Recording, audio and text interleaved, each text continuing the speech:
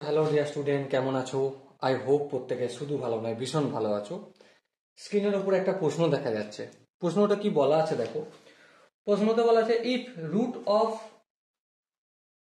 Equation 3x² plus 5x plus 1 equal to 0 are sec of theta 1 minus tan of theta 2 and cosec theta 2 minus cot of theta 2, then find the equation whose roots are sec of theta 1 plus tan of theta 1 and cosec theta 2 plus cot of theta 2।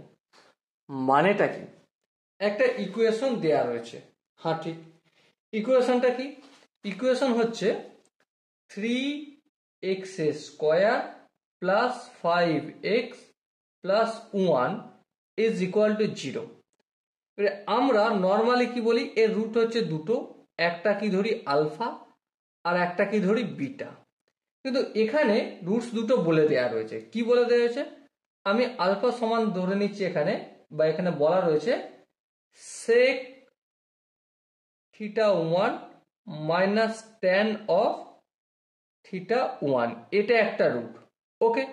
R second root যেটা আমরা beta বলি, সেটা কি বলে দেওয়া রয়েছে cosec theta 2 minus cot of theta 2। ওকে। এরপর আমাদেরকে কি বলা হয়েছে, এমন একটা ইকুয়েশন গঠন করো যার একটা রুট হবে কি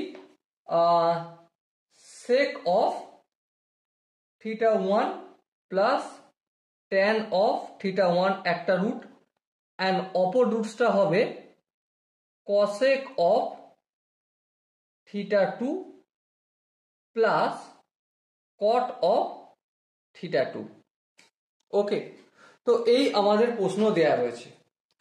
এবারে দেখো, এই প্রশ্নটা ডিসকাস করার আগে একটা কথা বলে রাখি।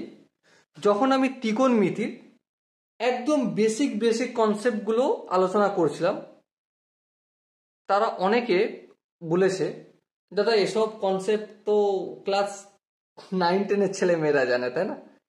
কিন্তু যখনই সেই কনসেপ্টটা অন্য চ্যাপ্টারে, হয়তো ত্রিকোণমিতির বেসিক কনসেপ্ট, কিন্তু ত্রিকোণমিতির বেসিক কনসেপ্ট যখন অন্য চ্যাপ্টারে অ্যাপ্লাই হবে, অ্যাপ্লিকেশন হবে, তখন সেটাই অ্যাপ্লাই করতে একটু চাপ হয়ে যায়।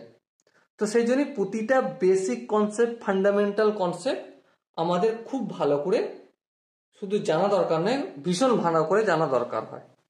ঠিক আছে? ওকে। তো চলো আনসার করতে শুরু করি। দেখো, আমরা প্রথমে আলফা ইকুয়াল টু তো ধরেই নিয়েছি। হ্যাঁ, ধরে নিয়েছি। আচ্ছা, এবারে একটা কথা আমাকে বলো, কি এই যে একটা ইকুয়েশন এটা বলা রয়েছে, ঠিক আছে, আমরা এটা এভাবে না লিখে sec square theta 1 minus tan square theta 1 is equal two কত হয়? 1 হয়। হ্যাঁ, ঠিক জানি। এবার একটা কথা বলো, sec থিটা 1 কে যদি আমি এ ধরি আর ট্যান থিটা 1 কে যদি বি ধরি, তাহলে আমরা কি বলতে পারি? sec of theta 1 plus tan of theta 1 into sec of theta 1 minus tan of theta 1 is equal to 1 বলতে পারি। হ্যাঁ, A plus B into A minus B. Okay. এবার দেখো, sec of theta 1 plus tan of theta 1 equal to কি? 1 by sec of theta 1 minus tan of theta 1।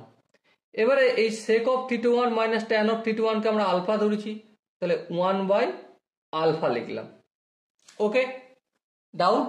I hope doubt হওয়ার কথা নয়। এরপরে দেখো, একইভাবে আমরা cosec theta 2 plus cot of theta 2 is equal to 1 by cosec theta 2 minus cot of theta 2 লিখতে পারি। আর যেহেতু এটাকে আমরা বিটা ধরে নিয়েছি, সেজন্যই 1 বাই বিটা বলবো। এবার বলো, আলফা প্লাস বিটা মানে এই রুটসটা আর এই রুটসটা দুটো সাম অফ কত হবে, তাহলে alpha plus beta is equal to minus B by A, মানে -5/3, আর alpha into beta equal to C by A, মানে 1/3। ওকে, এবারে নতুন যে ইকুয়েশন তৈরি করব, নতুন ইকুয়েশনের সাম অফ রুট ইকুয়াল টু কত, দেখো 1/α প্লাস 1/β। চলো 1/α প্লাস 1/β।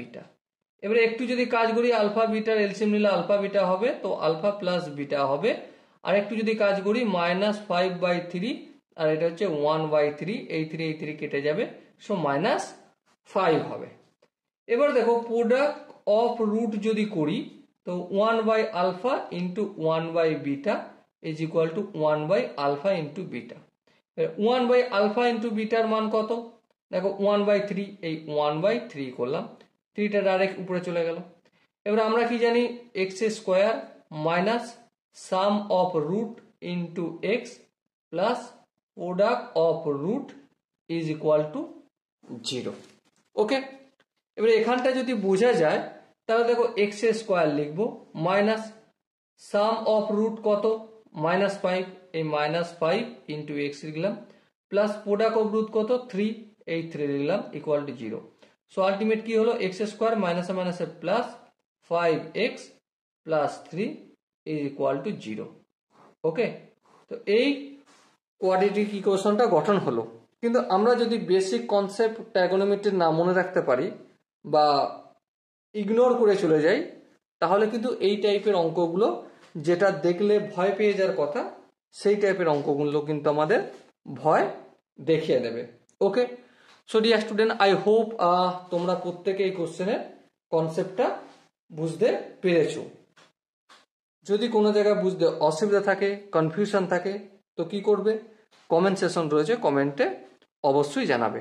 আর দেখা হচ্ছে নেক্সট ভিডিওতে, ততক্ষণ পর্যন্ত ভালো থেকো, সুস্থ থেকো এবং জয় হিন্দ।